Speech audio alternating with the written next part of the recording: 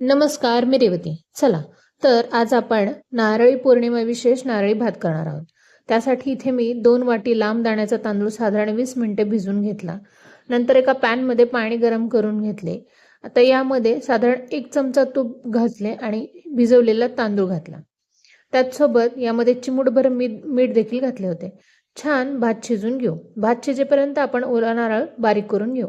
आता एका पॅनमध्ये तूप घालून यामध्ये 3 ते 4 लवंग, एक दालचिनी घालून छान यामध्ये ड्रायफ्रुट्स घालून परतून घेऊ. मग यामध्ये ओल्या नारळाचा चव घालून छान मिक्स करू.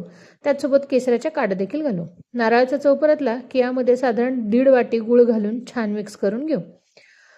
छान गूळ मिक्स झाला की यामध्ये नारळाचं दूध किंवा आपलं नॉर्मल दूध देखील घालू शकता. दूध घालून झाल्यानंतर परत एकदा छान मिक्स करून घेऊ. आता यामध्ये आपला शिजवलेला भात घालू. अगदी हलक्या हाताने हा मिक्स करून घेऊ. चला, तर आपला नारळी भात तयार आहे. तुम्ही पण हा नारळी पौर्णिमेला हा भात नक्की ट्राय करा. मला कमेंट करून सांगा कसा झालाय ते. बाय.